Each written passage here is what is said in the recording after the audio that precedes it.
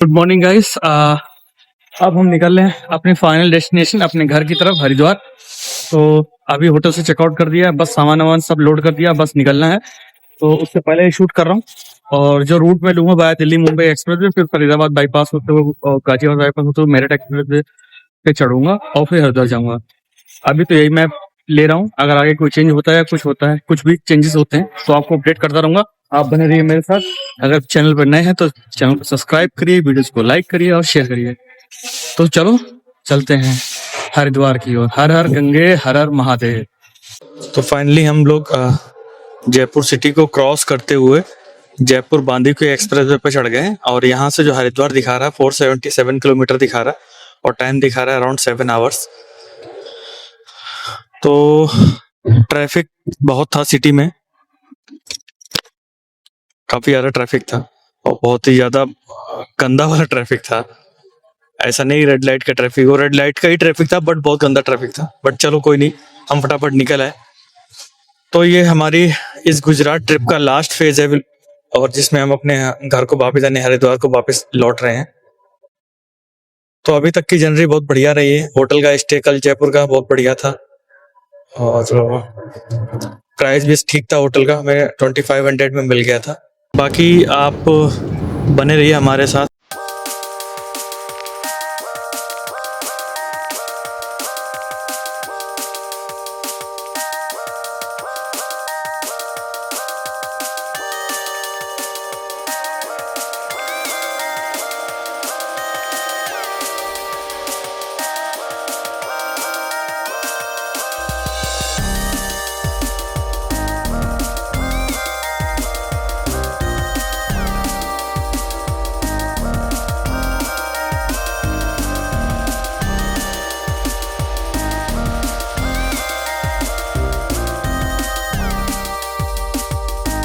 आप यहाँ से व्यू देख सकते हैं, कितना बढ़िया व्यू है। चारों तरफ पहाड़ियाँ हैं और कहीं की पहाड़ियों पर छोटे छोटे ऊपर घर से भी बने हैं, यहाँ कुछ किला जैसे बने हुए छोटे छोटे मंदिर भी हैं पहाड़ियों के ऊपर।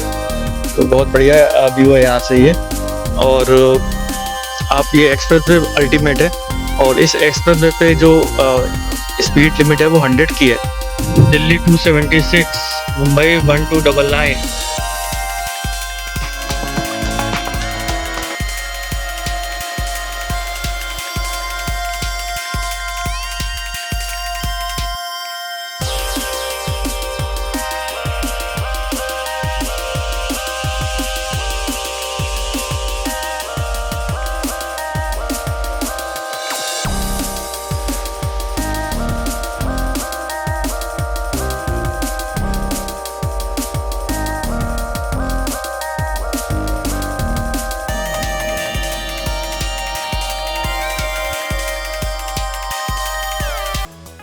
तो हम अभी भी जयपुर बांदीकुई एक्सप्रेस पे चल रहे हैं। तो आप ये व्यू देखिए, यहाँ से कितना बढ़िया व्यू आ रहा है पहाड़ियों का। ये शायद सब अरावली हिल्स ही है। और अब हम यहाँ से करीब 2 किलोमीटर के बाद कट लेंगे, फिर NE4 पे जुड़ जाएंगे। दिल्ली मुंबई एक्सप्रेस वे पे हम अब आगे अराउंड 2 किलोमीटर के बाद जुड़ जाएंगे, जो as per the Google map. लेकिन भाई ये वाला एक्सप्रेस वे बहुत अल्टीमेट है। इस पे जो स्पीड लिमिट 120 है। पिछली बार मैंने 100 बोला था बट नहीं, मैं अब करेक्ट कर रहा हूँ। इस पे स्पीड लिमिट 120 है कार की, 100 बड़े व्हीकल की है, ट्रक या बस इस टाइप के। बहुत बढ़िया एक्सप्रेस वे है, मस्त गाड़ी चलाई है। इस पे तो चाकर पैर कंट्रोल नहीं हो रहा, ओवर स्पीडिंग होने जा रही है, बार बार ओवर स्पीडिंग हो जाती है मेरे से। जयपुर सिटी में ना काफी ट्रैफिक रहता है, तो मेरा सजेशन यही है, अगर आप जयपुर से कहीं अर्ली मॉर्निंग मतलब कहीं जाना है आपको, केवल आप नाइट स्टे के लिए रुके हो, तो या तो बिल्कुल हाईवे के पास या जो मेन रोड के आसपास होटल ले लो, या भाई आपने अगर अंदर लिया भी है, अगर आपने लेट सपोज कहीं सिटी सेंटर के आसपास लिया भी है ना, तो आप जल्दी से जल्दी सुबह अर्ली मॉर्निंग जितना निकल सकते हो उतना निकल जाइए। अदरवाइज ना आपको बहुत ही ज्यादा ट्रैफिक मिलेगा। अब हम लोग NE4 पे आ गए, नेशनल एक्सप्रेस वे 4, जिसे हम कहते हैं दिल्ली मुंबई एक्सप्रेस वे। हम मर्ज हो गए और अल्टीमेट व्यू हमारे लेफ्ट राइट साइड दोनों साइड चल रहे हैं और रोड तो बहुत अच्छा है ही। तो जयपुर सिटी में ना बहुत, मैं कल रात में 12 बजे 11:30 12 बजे जब मैं 12 बजे के आसपास जब मैं होटल पहुंचा था, उस समय भी जयपुर में इतनी ज्यादा भीड़ थी रेड लाइट वगैरह पे, कि भाई 10 से 15 मिनट लग जाएंगे रेड लाइट क्रॉस करने में। पता नहीं भाई क्या हो रहा था उस टाइम पे, बट बहुत ज्यादा भीड़ थी कल जयपुर में। मैं तो यही सजेस्ट करूंगा, अगर आप घूम रहे हो लोकल जयपुर घूमने आए हो तो फिर आप कहीं भी ले लो, आपको ना ऑटो वगैरह, जैसे भी आप कैब वैब से घूमो या अपनी व्हीकल से घूमो, वो एक अलग चीज है। लेकिन अगर आप केवल नाइट स्टे के लिए रुके हो और अपने बस केवल नाइट में स्टे करना है और आगे फिर आपको कहीं मूव करना है, कहीं जाना है, तो फिर मेरा सजेशन ये होगा कि बिल्कुल भाई रोड पे ले लो, जहाँ से आपका जो मेन रोड हो जिससे आपको आगे जाके कनेक्ट होना हो वो पास पड़े, वरना बहुत दिक्कत हो जाती है। बाकी तो सब बहुत बढ़िया रहा, जयपुर का स्टे तो अच्छा ही रहा। और जो टोटल डिस्टेंस अभी तक हमने जो ट्रैवल किया है वो है 3500, और जो गाड़ी का अभी का एवरेज है वो 18.3 का है। अच्छा ही चल रहा है नेक्सॉन के अकॉर्डिंग अगर देखा जाए तो। आप लोग में से कोई बताइए अगर किसी के पास नेक्सॉन है तो क्या एवरेज रहता है। ये मेरा टोटल ओवरऑल एवरेज है, ओवरऑल जर्नी है जितना मैंने हरिद्वार से अभी तक किया है, 3500 प्लस, और एवरेज है 18.3 राइट नाउ। अब देखते हैं कि हरिद्वार पहुंचते पहुंचते ये एवरेज कितना रहता है, या कितना गिरता है या कितना बढ़ता है।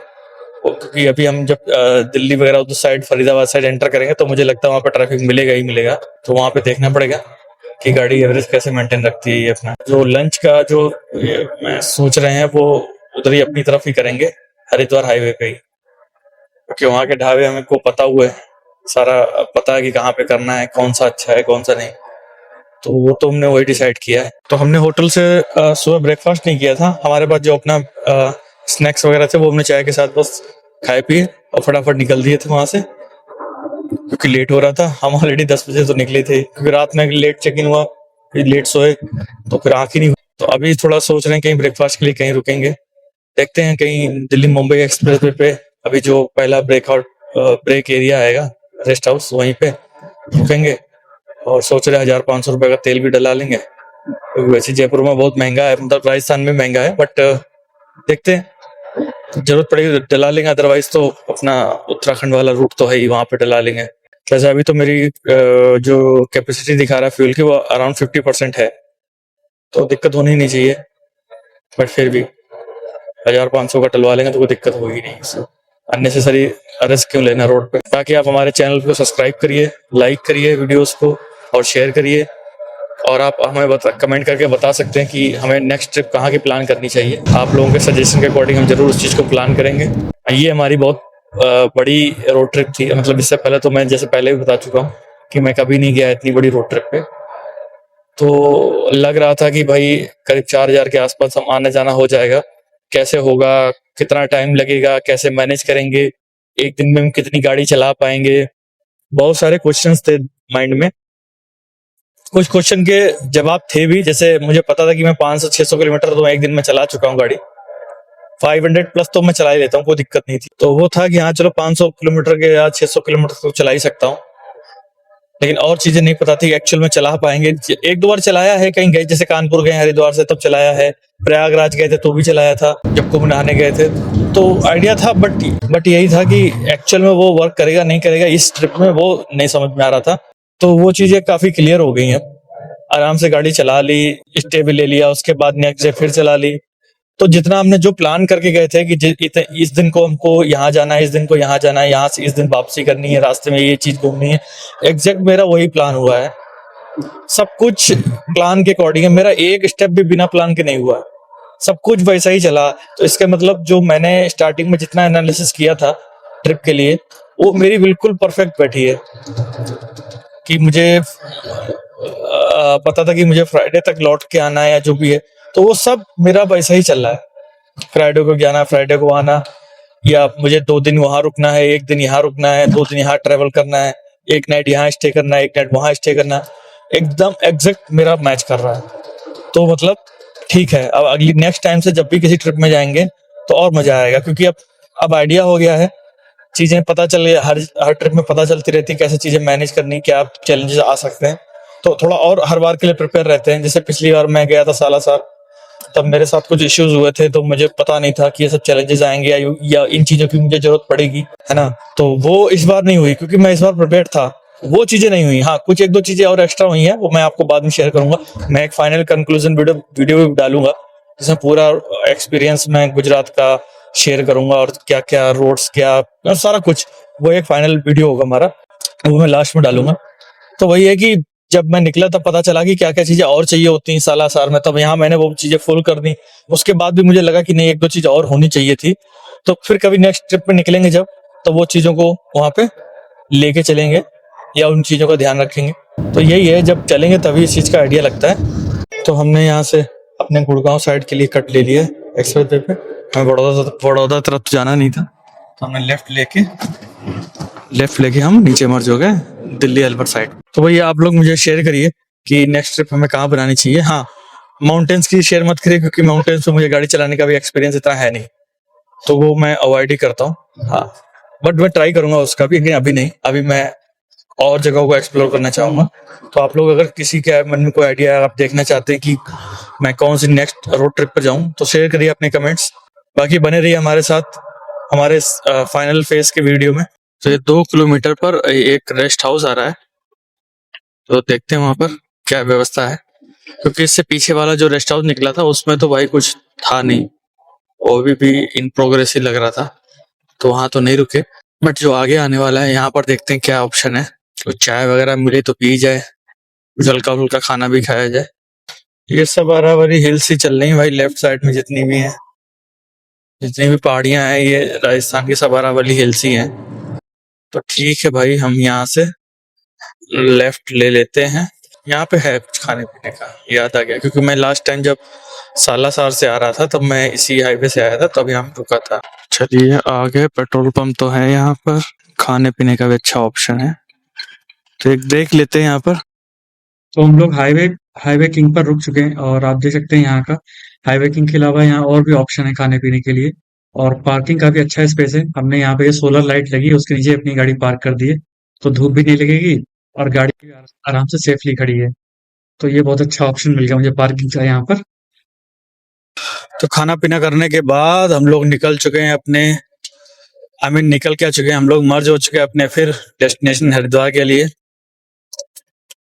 और बस चलते ही चले जा रहे हैं। ये अभी दिल्ली मुंबई एक्सप्रेस वे पे ही चल रहे हैं हम, और बहुत ही ब्यूटीफुल लग रहा है देखने में एक्सप्रेस वे, नज़ारे बहुत ही ब्यूटीफुल है। लेफ्ट साइड में पहाड़ियां चल रही हैं, राइट साइड में फ्लावर्स हैं हमारे, अमेजिंग व्यू बन रहा है यहाँ पे। ये सब अरावरी हिल्स है, तो बस इसी व्यू को एंजॉय करते हुए आगे बढ़ते चले जा रहे हैं। यहाँ से ये जो बोर्ड दिख रहा है इसमें अलवर लिखा है 33 किलोमीटर, और दिल्ली लिखा है, जो एग्जिट है गेट इनके वो है दिल्ली 160। ओके,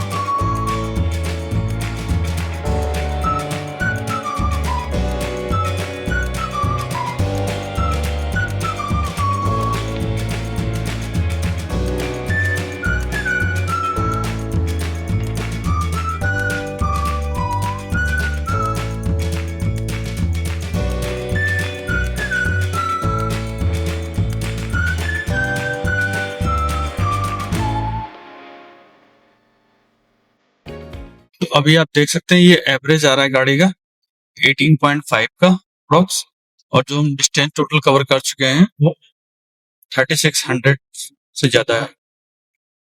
और अभी ये डेस्टिनेशन आप देख सकते हैं कितना रह गया है, 317 किलोमीटर लेफ्ट है और करीब 8 बजे के आसपास हम पहुंचेंगे। दिल्ली एक्सप्रेसवे को बस यहीं तक के लिए गुड बाय कहेंगे, फिर नेक्स्ट टाइम दोबारा इस एक्सप्रेसवे पे आएंगे जब कहीं आगे किसी ट्रिप पर जाएंगे। आई होप उज्जैन की ट्रिप हो वो, लेट्स सी, उससे पहले भी कोई ट्रिप बनती है तो ठीक है। तो ये देखिए, ये हम अब लेफ्ट लेने वाले हैं 200 मीटर से अप्रॉक्स गाजियाबाद नोएडा कोंडली के लिए। ये हम लेफ्ट ले लेंगे, ये हमने लेफ्ट ले लिया है। यहाँ से ये फरीदाबाद के लिए हम मर्ज पे यहाँ से एंट्री करेंगे, फरीदाबाद साइड है, दिल्ली साइड NH 148 NA पे। तो दिल्ली मुंबई एक्सप्रेसवे को छोड़कर NH 148 NA पर आ गए हैं। ये देखिए फरीदाबाद 35 किलोमीटर, ये सामने आप सीधे देखेंगे तो KPM एक्सप्रेसवे भी है, तो आप यहाँ वहां पर भी जा सकते हैं अगर किसी को जाना है तो। नोएडा दिल्ली फरीदाबाद आपको बिल्कुल सीधा ही जाना है तीनों के लिए, ठीक है। ये हमारा हाईवे है 148 NA। ये NH 148 NA पर पहला टोल प्लाजा है। जो मुंबई एक्सप्रेस से हम इस हाईवे पर चढ़े तो उसका ये पहला टोल प्लाजा है।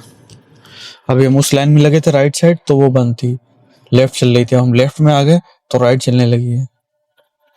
जिसमें खड़े हो जाओगे वही लाइन नहीं चलेगी।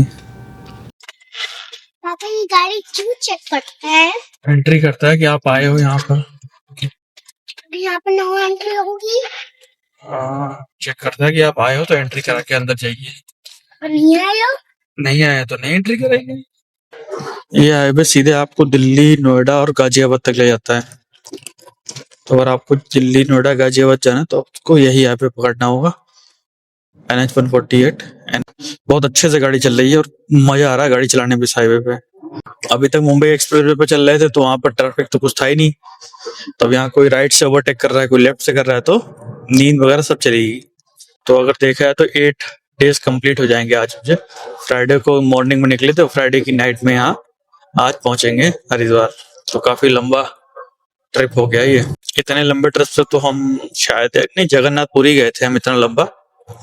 यहाँ पे हम हम ट्रेन से गए थे तो हम 2 दिन जाने में लगे, नहीं उसमें 2 दिन नहीं, करीब एक से ज्यादा दिन, 26 27 28 30 घंटे के आसपास मान के चलिए आप। 30 घंटे आने के, 30 घंटे जाने के, तो अप्रॉक्स 3 दिन हो गए ये। और 3 दिन हमने घूमा था, तो वो 6 दिन में लौट आए थे, लेकिन ये बहुत लंबा हो गया। तो दिल्ली बल्लभगढ़ के लिए हमें आगे से लेफ्ट लेना होगा और नोएडा के लिए सीधे रहना है। तो हम नोएडा ही जाएंगे क्योंकि उधर से ही हम फिर वो मेरठ एक्सप्रेसवे पकड़ेंगे ना। नोएडा गाजियाबाद बिल्कुल सीधा है। फरीदाबाद के लिए हम लेफ्ट ले लेंगे, बल्लभगढ़ वही हरियाणा फरीदाबाद, उधर के लिए हम लेफ्ट लेंगे। नोएडा छोड़े हुए भी काफी टाइम हो गया, पहले मैं नोएडा में ही था तो नोएडा के बारे में काफी कुछ पता है चीजें। अब हरिद्वार में रहने लगे हैं तो वहाँ के बारे में चीजें जान ही रहे हैं अभी। अब पहले जब नोएडा वगैरह में रहते थे तो हर चीज आप मान के चलिए हम 200 किलोमीटर कम ही चलना पड़ता था, क्योंकि अगर हम कहीं भी इधर घूमने जाएंगे तो अगर हम नोएडा से आते हैं और हरिद्वार से आते हैं 200 का डिफरेंस हो जाता है ना, क्योंकि हरिद्वार से नोएडा 200 का डिफरेंस होता है। क्योंकि अगर हरिद्वार से हम घूमने ऊपर के लिए जाएंगे तो ऊपर तो उस पर पहाड़ ही पहाड़ है, राइट। लेकिन अगर आप प्लेन एरिया में कहीं भी घूमने जाएंगे हरिद्वार से तो आपको 200 किलोमीटर एक्स्ट्रा ही पड़ेगा कंपेयर टू नोएडा, क्योंकि आपको नोएडा वाया नोएडा तो या कुछ इस दिल्ली या फरीदाबाद कुछ तो आना ही पड़ेगा, वो अप्रॉक्स 200 किलोमीटर तो पड़ेगा।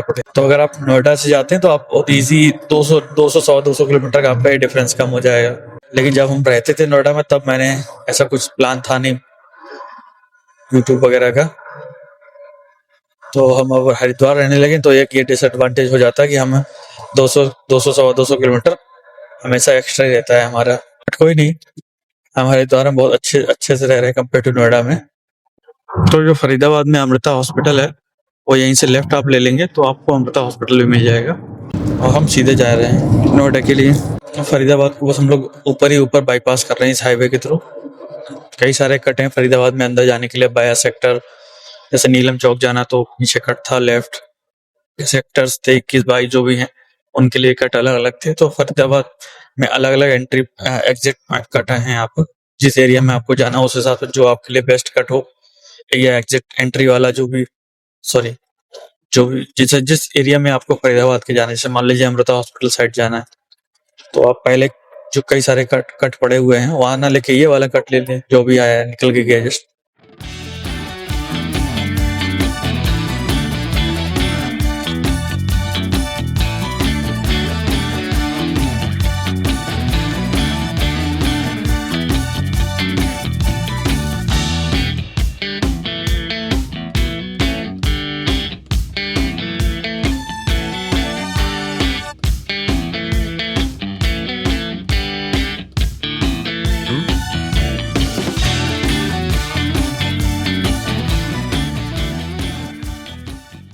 यहाँ तो ट्रैफिक में फंस जाओ तो लंका लग जाती है। तो बस इस यमुना ब्रिज को क्रॉस करते हुए सीधा फटाफट अपने नोएडा की तरफ निकलते हैं।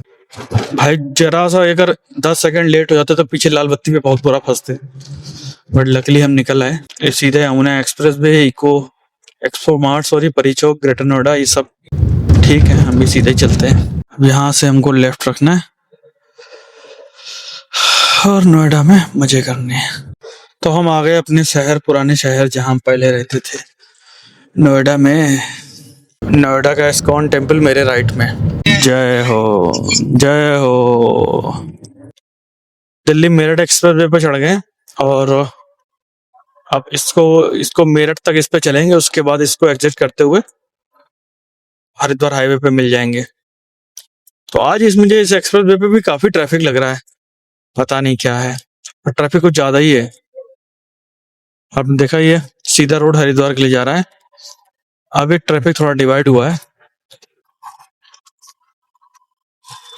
जो ये ट्रैफिक है हापुड़ साइड निकल गया और लेफ्ट हापुड़ साइड और राइट अपना मेरठ साइड है। तो अब हम प्रॉपर इस एक्सप्रेस वे पे करीब 50-60 किलोमीटर अप्रॉक्स चलेंगे। तो दिल्ली मुंबई दिल्ली मेरठ एक्सप्रेस वे को हमने क्रॉस कर लिया है और टोल प्लाजा से हम एग्जिट कर लिए टोल प्लाजा से, और हमारा एनुअल पास से टोल कटा है। अब हम सीधे नीचे मेरठ की ओर, मेरठ से हरिद्वार वाला जो हाईवे है उस पर जुड़ेंगे। देखिए आप अगर आगे राइट लेंगे तो मेरठ शहर के लिए जाएंगे, अंडरपास से सीधा जाएंगे तो हरिद्वार। यहाँ पे भीड़ रहती है इस कट पे, क्योंकि यहाँ पे ठेके की दुकान और चाय पानी की दुकान है, तो यहाँ पे भाई थोड़ा सा रश रहता है इतने पैच में। अब फटाफट ये मेरठ से जो सिटी है ना, इसको बाईपास करते हैं, आगे बढ़ते हैं, क्योंकि ये बहुत लंबा पैच है ये। अब इधर से आपको सब खाने पीने का एक से एक अच्छा इंतजाम मिलेगा, हर बजट का खाना मिलेगा यहाँ पे आपको। हरिद्वार तक ऐसे ही रहेगा ये रूट इतना अच्छा है कि आप इस रूट पे किसी भी दिन, किसी भी टाइम, किसी भी समय, कभी भी आ सकते हैं। क्या हाँ, ये सबसे अच्छा है। मैं इस रूट पे रात में 2 बजे भी आ चुका हूँ, 11 बजे भी जा चुका हूँ, कहीं हर समय जा चुका हूँ। इसमें कभी कोई दिक्कत नहीं, बारिश हो चाहे कुछ भी हो। ये भाई बहुत लंबा ट्रैफिक है तो आज ये है सुबह लेट निकलने का नतीजा। सुबह दिन जाम में वहां फंसे, जयपुर में भी खूब, दिल्ली में भी फंसे, नोएडा में भी फंसे और अब यहाँ भी फंस रहे हैं। भाई साहब मेरठ क्रॉस करना ना अपने आप में बहुत बड़ा सरदर्द है, जबकि हम मेरठ एक्सप्रेस वे से होके आए हैं और मेरठ अंदर से नहीं आए, तब ये हालत है।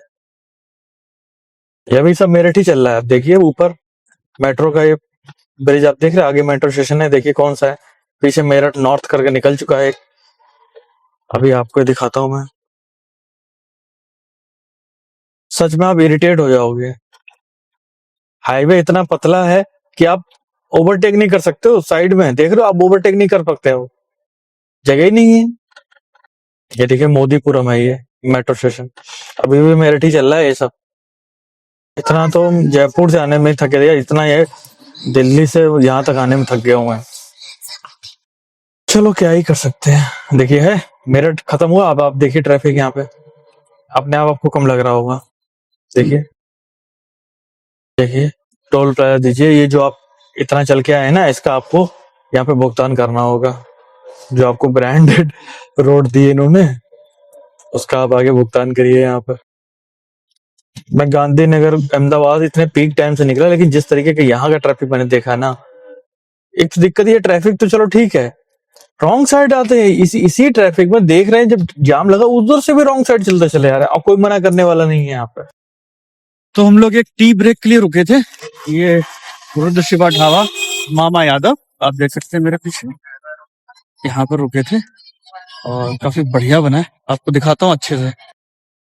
काफी स्पेशियस है ये जगह और यहाँ का एम्बियंस भी बहुत अच्छा है। पार्किंग के लिए बहुत ही ओपन स्पेस है और बिल्कुल हाईवे पर ही है, तो काफी अच्छा एक्सपीरियंस रहा यहाँ पर।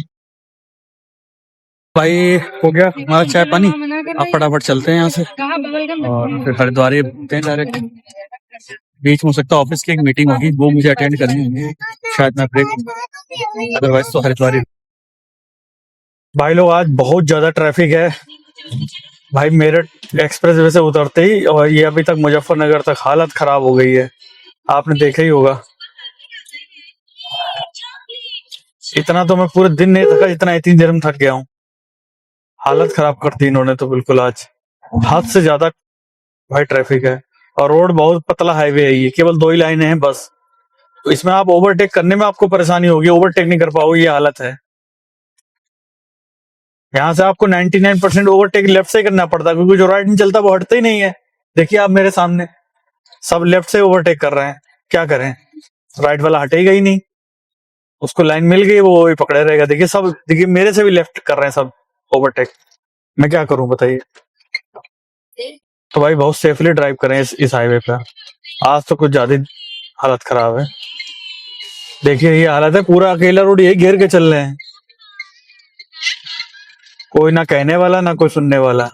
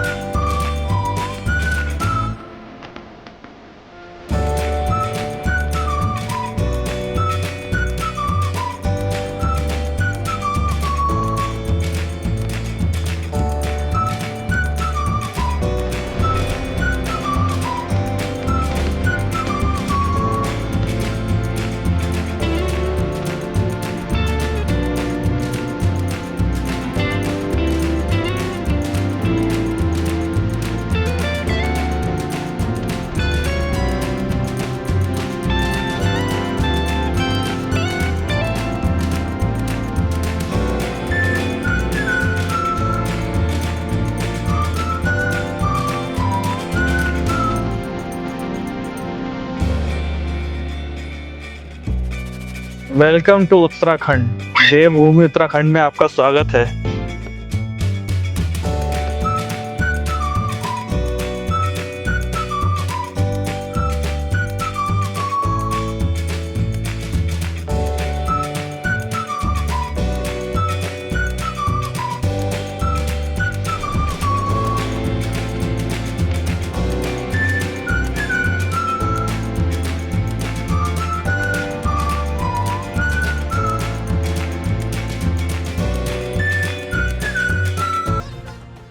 भादराबाद क्रॉस कर लिया है और टोल प्लाजा क्रॉस कर लिया, हम एंटर कर चुके हैं, भादराबाद इंडस्ट्रियल एरिया क्रॉस कर रहे हैं।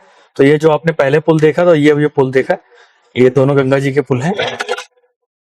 तो अभी रात का टाइम है तो शायद आपको दिखेंगे नहीं, बट ये गंगा जी के पुल है। हमें बिल्कुल सीधे चलते चले जाना है। तो गाइस हम लोग पहुंच चुके हैं, आप यहाँ से राइट टर्न लेंगे और ये भादराबाद इंडस्ट्रियल एरिया को हम क्रॉस करते हुए हमें ऑलरेडी कर ही चुके हैं, सिटकुल में चल रहे हैं और इसके बाद आगे हम अपने घर की तरफ पहुंच जाएंगे। फटाफट चलते हैं, टाइम हो गया 9:50। हम रास्ते में डिनर के लिए भी रुक गए थे, तो हम सोचा डिनर करके चले। तो फाइनली हम हरिद्वार पहुंच चुके हैं अपने डेस्टिनेशन पर और जो टोटल हम डिस्टेंस हमने जो इस ट्रिप में कवर की है वो है 3972 अप्रॉक्स 4000 किलोमीटर। और जो गाड़ी का एवरेज आया, टोटल एवरेज अभी तक का है वो 18.1 का है। ऑल्दो ये एवरेज मैं मेंटेन करके चल रहा था 18.5 जब तक मैं जयपुर से दिल्ली आया था। लेकिन दिल्ली नोएडा और मैं एंटर किया, फिर हरिद्वार हाईवे पे आया तो ट्रैफिक बहुत ज़्यादा था, तो ये मेंटेन उतना हुआ नहीं। और जब मैं हरिद्वार से डायरेक्ट द्वारिका पहुंचा था तब मेरा एवरेज था 19.1 उस टाइम पे। बट फिर द्वारिका में लोकल गाड़ी चलाई और फिर सोमनाथ गए तो अंदर लोकल चलाया, दमन दीप गए। तो ओवरऑल जो अब मेरा एवरेज है जब मैं डेस्टिनेशन पे अपनी फाइनल डेस्टिनेशन पे वापस आ गया वो 18.1 का है। तो गाइस फाइनली हम हरिद्वार पहुंच गए अपने घर पे। और आज हम जयपुर से निकले थे और पूरा हमने करीब 600 से 650 किलोमीटर के आसपास ट्रेवल किया है। और काफी ट्रैफिक मिला मुझे दिल्ली में, नोएडा में, और हरिद्वार रूट पे भी मिला है, मेरठ और हरिद्वार के बीच में। बट फाइनली हम पहुंच गए। तो हमारी ये गुजरात ट्रिप कंप्लीट हुई। जो डिसाइड करके गए थे सारा कंप्लीट हुआ, टाइमली हुआ। हमें आज वापस आना था, हम आज वापस आ गए। तो ये अपनी गाड़ी पार्किंग में लगा दी और अब घर की तरफ चलते हैं। चैनल को सब्सक्राइब जरूर करें और वीडियोस को लाइक जरूर करें। तो आज फाइनल इस गुजरात ट्रिप का लास्ट ब्लॉग है जो मैं शूट कर रहा हूँ, तो इसको मैं यहीं पे एंड करूंगा। हाँ, बट इसके बाद एक सबसे लास्ट में मैं फाइनल कंक्लूजन का भी एक ब्लॉग डालूंगा कि कितना किराया लगेगा गाड़ी से जाने में, क्या तेल लगेगा, क्या टोल है, क्या road condition, everything I will share in a conclusion video, that will be the last video of the trip. तो फिलहाल अब यहाँ पे ट्रिप को एंड करते हैं और आपसे मिलते हैं नेक्स्ट ट्रिप पे। अगर आप चाहें तो कमेंट करके हमें बताइए कि हम नेक्स्ट ट्रिप कहाँ की करें पहाड़ों को छोड़कर। तो फिर ठीक है, इस वीडियो में इतना ही। तब तक के लिए goodbye, thank you and जय हिंद।